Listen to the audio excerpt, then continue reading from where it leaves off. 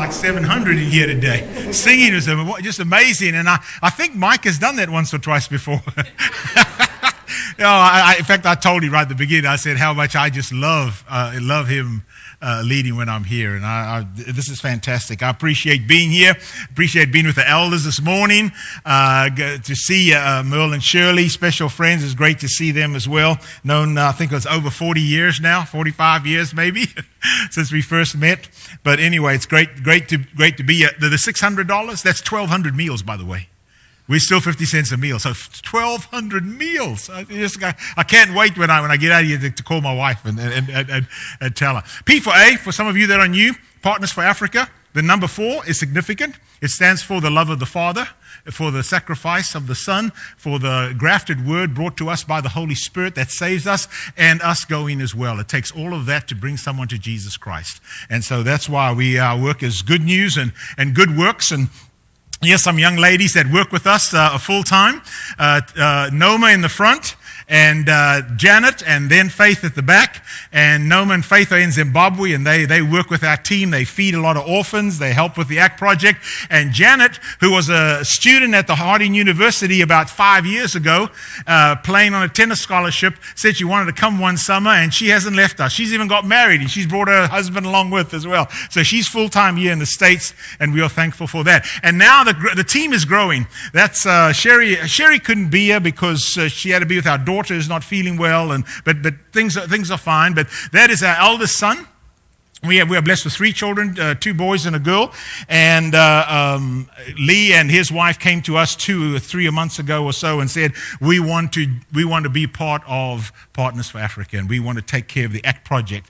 And so they went to this church and the Cross Point Church of Christ there in Florence, Alabama, and they said they'll sponsor them, provide their salary, and so they're on board with us beginning today. so we are thankful for that. And I need a younger back, by the way, with those boxes. Thank you. I told the elders this morning, I said, we thought when we first began the ACT project, and ACT stands for Africa Container Transport, we thought if we could just have one 20-foot container a year, that would be unbelievable, because we didn't even know we could get enough boxes from churches of clothes. So we shipped the 23rd, and the 24th, actually we had to change the date a little bit, but the 24th container will leave the 1st of December. And I can't hardly believe that in 7 years we have shipped 24 containers, or would have shipped 24 containers. Just amazing. And they're 40-foot containers, by the way, 1,250 banana boxes.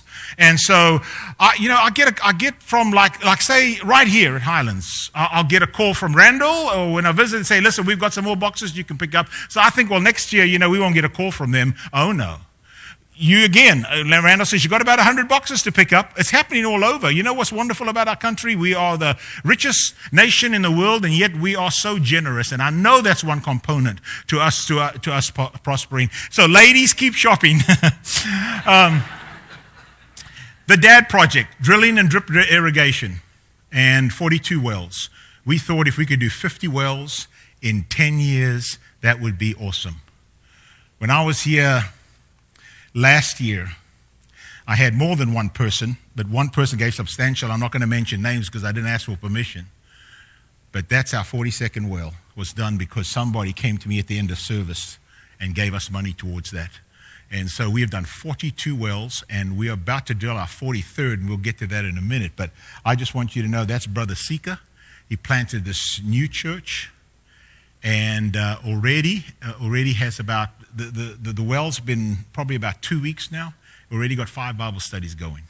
So we're going to have, Merle and Shirley did one years ago. In fact, did more than one, but we've had from the one, I think we've had already about 27 or 28 baptisms because of that. Because the end game is not physical water. The end game is living water. We want them to know Jesus Christ. That's just an avenue. Yes, we want them to have clean water. And for some of you that have heard me before, you know that where we're in Zimbabwe, especially, life expectancy is 37 years because of unclean water and all the waterborne diseases that come with that. But you bring clean water and you change the dynamics. And we teach drip irrigation. They grow vegetables, but yet we have a chance to share the gospel of Jesus Christ. And we don't drill these wells unless there's a church planted, or if we are in a school, or if we're about to plant a church. So Just that's our drilling rig that we have. It's not ours. It's a company that we've worked with, and they are so good. And it takes us a while sometimes for them to get to one of our wells or get to drill it, but they are honest as the day is long. And we just stay with them, and they've done all 42 of our wells. And we don't drill unless it's 90% probability. And here is Haley, one of the guys that works with us. That was his wife, Noma, that you saw. He came over here to university. We got to know him. He stayed with us, and he went back, and now he's our point man when it comes to our well. To see clean water like that is unbelievable. You know that these villages are going down to dry riverbeds in the dry season and digging till they can find water, and then drinking that, and animals are walking those dry riverbeds and all the feces, and oh my, and besides we shorten their distance. You know, they instead of walking 2 miles a day to go get water or 5 miles, they just walk maybe 100 or 200 yards now. They think that's awesome, you know. So we have upped our game when it comes to the wells. We're starting to build community gardens. We're asking community leaders if they give us 4 or 5 acres where we can start growing vegetables. This one's about 5 acres, and we get the community in with the brothers and sisters. And one preacher tells me, a brother in Pofu, he says, Dorian, he says, I'm helping them plant seedlings while I'm planting seed. I love that, you know. And so here are some ladies that had been working hard and have no food, and we had bought them some cornmeal, but we're also now giving them fresh vegetables from our community garden, and they will join us. Just want you to see this gentleman there. You don't know him well, but I just want to tell you that he's a chief, and he's over 500 families just close to the border of Zimbabwe and Zambia. And the preacher there had been good friends with him, studying the Bible with him, and now he's become a Christian. And the influence that he has now, and he immediately gave us 5 acres for a community garden. So we are thankful for that.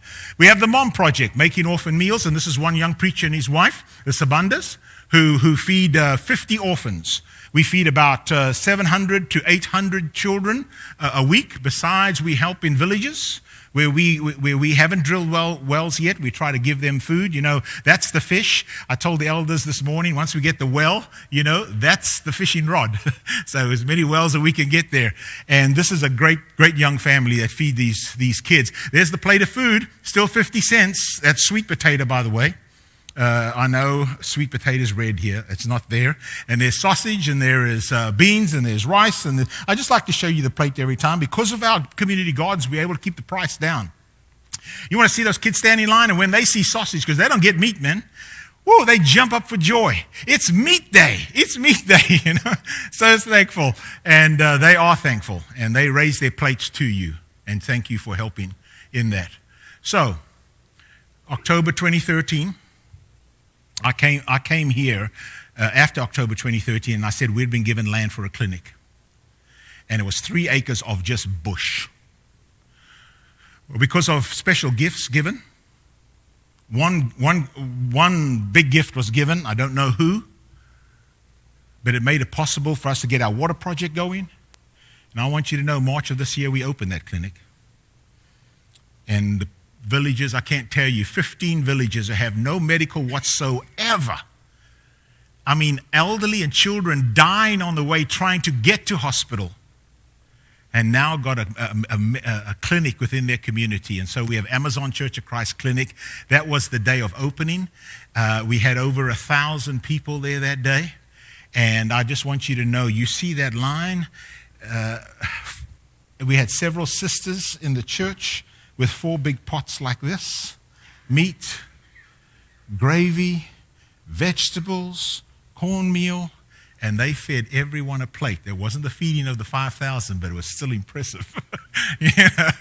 So I went to Nashville, and I said to Healing Hands International there, who helped ship our containers, do all the paperwork for us. I said, Joseph, one of the directors, I said, is there any way that you could fill a 40-foot container just with medical equipment? 70 items I had.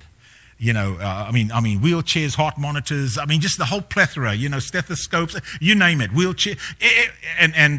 So I went to Africa, I got back, this was the beginning of this year, and I said, how many of you got? He said, well, we checked off 70. He said, in the Nashville community, amongst the churches of Christ and all their medical connections, we have filled you a 40-foot container. And part of that was 2,000 sheets. And so we got them and we stenciled them. Hey, did you see that iron there? Has anybody that iron? Some of you not you kind of recognize it, because what that is, that's not electric iron or anything. You unscrew the top and you put coals in it, and then you screw it down and you iron. And that's what Neil from Kentucky was doing. And so now we have Amazon Clinic Church of Christ. Didn't exist, and now we've got it going. And I want to thank you. We are moving so fast in what we are doing. I'm just so excited. You know, during the 50s and 60s, from what I read, how the churches of Christ just exploded. That's what's happening in Zimbabwe right now. We are exploding, but we're doing it by sharing the love of Jesus Christ, and I'm so thankful to it. How do you sustain a clinic? You're going to get funds from the United States for No, we're not doing that. What we are doing is, if we have made the commitment as a team that we are not going, in Africa and in the United States, that we are not going to build anything that's going to have to be self-sustained from America. And so we sent some young guys out to find some posts. Well, posts, actually trees that they had to use axes. There's no chainsaws here, axes. And they had to get these posts because we are making a big fenced-in area. It's called a kraal, K-R-A-A-L. Because we're going to put cattle there. That's why. And that's, by the way, this is a dated picture because I just got, I will be getting pictures. It's already been completed, the kraal. And we're going to have about 100 head of cattle, and we're going to have a couple of bulls because this is cattle country, and we're going to breed cattle. The clinic, the government provides the nurses. We provide the housing because it's a rural clinic. World Vision and other organizations provide free medicine. And so no central air or central heat at the clinic. So it's minimal to keep it going. And if we sell enough cattle each year, we just keep it going. And they can sustain it there. And that's the way to do it. So my grandson, who's in the red sweats, when he got to Africa, this is his second trip to Africa, they taught him, well, he played a little soccer here, but he learned real soccer there.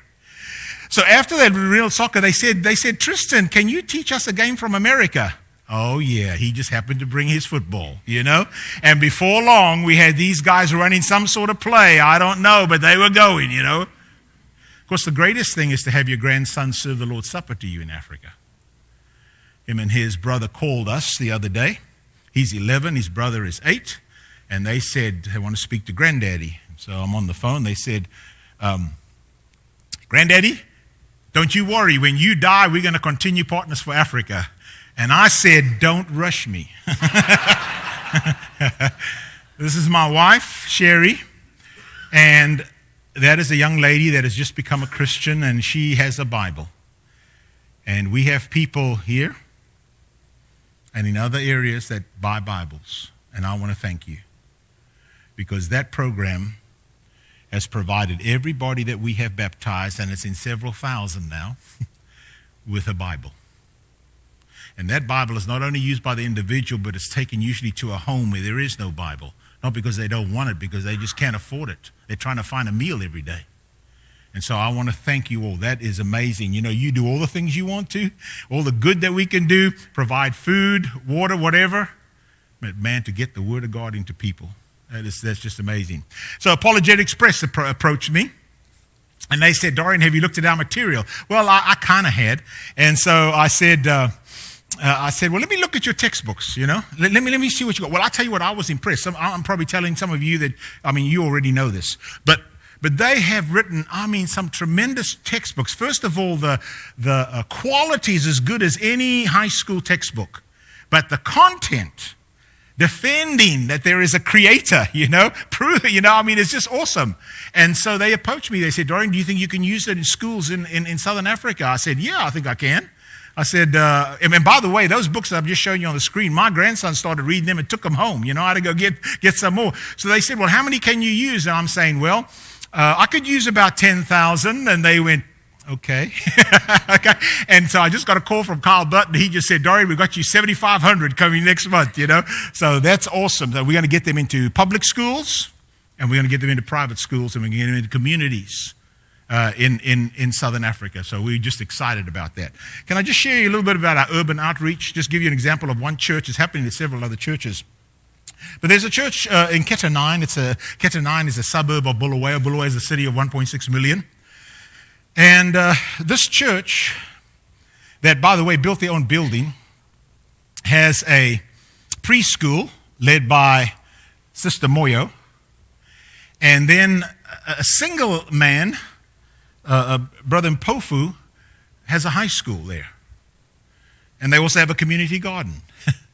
And they also did inoculations the other day. I mean, they're finding all kinds of avenues to reach out. But the reason I want to tell you his story, just briefly, because 5 years ago, he was a Muslim, and he went to Namibia, and then he came back to Zimbabwe, looking for a job, couldn't find one, came back to Zimbabwe, and got his degree in education, decided, can't find a job year 2, so what I'm going to do, he says, I am going to just do afternoon tutoring. And 10 students and 20 students and 30 students. He got to 100 students, and all this time he got to know Victor, the minister there, who was in the community garden working with him, growing his vegetables. And they started talking about religion. And he told me, he said, Dorian, when Victor mentioned the Holy Spirit, he said, I heard of Jesus Christ. He said, I did not know who he was talking about. He said, that's really what got me. He said, that's God. How could I have not known God? I said, I know the Father. I've heard of the Father, and I heard of the Son. But he said it all came together when he started sharing with me the Holy Spirit. Anyway, he's immersed into Christ. The school now is main textbook is the Bible. And the students love him. They absolutely love him, and he's making a great impact. He gave his life to Jesus Christ. Anyway, here is the inoculation they had at the building. 200 children came. This church is just open, to do what they can. The Bulawayo youth, can I just stop here for a minute? Because I see a lot of young people here, and I just want you to know that these young people are just like you. They are amazing. And you keep loving and you keep serving the Lord. And these young people who have been children of God for just a few years just finished their first a cappella CD in Shona and Zulu and English. And when they heard what we do, we bring a team over now, and they want to hear our praise songs, And so we'll sing a couple of songs to them, and then they'll sing some songs to us that we don't know, sometimes in Zulu, sometimes in English. We haven't heard them. And then after about an hour or so, we kind of get to know. When they heard Greatest Commands, they went nuts, man. They loved it. We had to sing it 3 times before we had to stop. They said, okay, and then now you teach it to us, And it's going to be on their CD, by the way. So we're glad for that. This church helps in so many ways, but one of the ways that you help in is Shine, which is spiritually helping in nurturing and equipping. And that's our leadership program.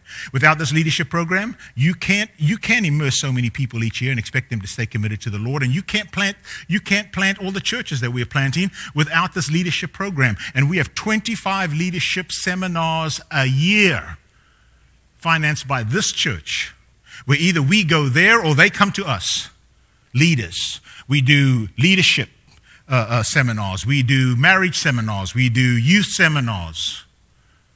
And we're thankful for you helping to mature. I told the elders today, I said, known to me, two things I want to mention. One's a correction, 387 baptisms. I just got an email yesterday that there's more, so we're up to 415 that have been immersed into Christ. In this particular area, we baptized 27 last year, and we baptized, I think it's 31 this year, except when we baptized 27 last year, you couldn't see them because the water was so dirty when they went under. Look at that lovely clean water. Isn't that great? Some of the young preachers we're working with all over Southern Africa. Haley's on the left. De Villiers is on the right. De Villiers is from northern South Africa. We work with him. You know what this guy did? He came to me, he says, Dorian, I have an idea. I said, okay, it's probably going to cost some money. He said, yes, but it's going to be great. So he says, I want to open up an internet cafe in Thohoyandou, a city of 1 million people in northern South Africa. I said, okay, because 2 things have to be required. If we're going to open up an internet cafe, we've got to have a young man that loves and is committed to the Lord. And he plants churches. and he has got to be a geek. And he is. And so we have opened up an internet cafe. And so people come in there, young people, I mean, it's right by a taxi rank. Young people come in there, man, they get on the net, and we, as I say, we ambush them in a loving way, because they're coming there to use the net, and then there's a youth devotional, there's a youth encampment, there's this study, World Bible School online, So we are thankful for that. We appointed 2 elderships this year. Here is one. You can see it's in the rural area because that's a thatched roof. That's a mud hut, actually. And not only that, we planted 2 new churches, 54 new congregations in 7 years. And we are thankful for that. And there's the new shepherds of one of those in Tabazanduna. The preachers on the left, and there's the elders and their wives. We are thankful for that. Okay, so some ladies made some pillowcase dresses in Texas. Are they happy or what? I mean, they just simple things like that, just amazing. And there is a group from Columbus. We are thankful. They came, and they are in full VBS mode right there, as you can see. 10 of them came from the Rose Hill Church. We're thankful for that. So before I sit down, can I just share this with you? So where do we go to next? I've always been goal-oriented, and I always have believed that you've only got a certain amount of time on earth, as we all do, and I just want to utilize it to the best of my ability. And as long as Sherry and I are healthy enough to do it, we've got this window in time, because age, Mike talked about remembering, I joke, Sherry and I, when we first met, we didn't need each other to remember. Then we needed each other to remember. Now we're looking for a third person. We have Amazon Christian School. So how did that come about? So we're standing at the opening of the clinic. 3 acres they gave us. I went to the elementary school, and I said I said, where's your high school? They said, we don't have a high school. They said the nearest high school is about 15 miles away, and they've got to walk through the bush, and there is no way we could let the kids do that. So I said, you have no high school here? No. I said, what would you think about if the Churches of Christ came and built a Christian high school? And the chief and the headmen, in fact, one headman just started crying. So I said, me, bold and courageous, said, we need 20 acres. They came back to me, they said, we have an adjoining piece of land, the adjoining piece of land with the clinic. It's an adjoining piece of land that we don't want to break up. Want to know if you want it. I said, yes, but how much is it? They said, it's 70 acres. I said, okay. So they're standing on that land. That's 2 of the board members, by the way, standing on the land. And so we are going to begin the school. So I came back here late August and decided to kick off this campaign. Phase 1, $104,000, phase 1 in September. We have already raised up to this point, up to this early this morning, we only lacked $41,000 to get this all done. To get this phase finished so that we can then begin the classroom wings and open up the school in April of 2018. I asked him if I could mention it.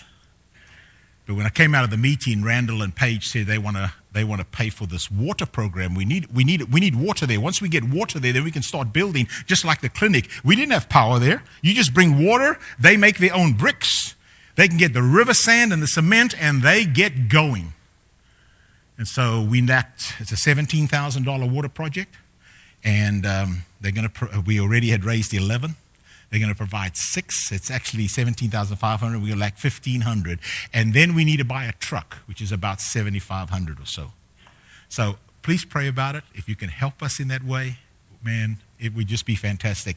The Lord is blessing it anyway. I thought we could have all this done by March of next year. I think we're going to have it done before Christmas. Merry Christmas, So whatever you could do to help us. But right now we lack 33,000 or so. So anyway, so you're going to have a high school, Dorian. So how are you going to get this going? Well, first of all, the grandmothers came out.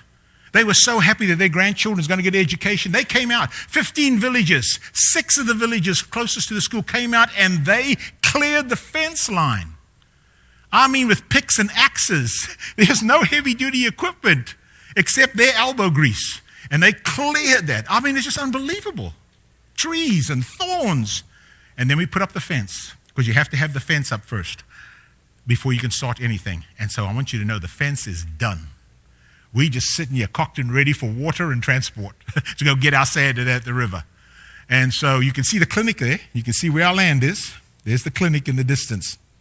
But Dorian, who's going to run the school? I mean, how's that? Well, we've already put a board together, and then we have a young man that came from Zimbabwe in Koselati in Mpofu, and he met a girl from Freed Hardman. He became student body president after his second year from Africa at Freed Hardman.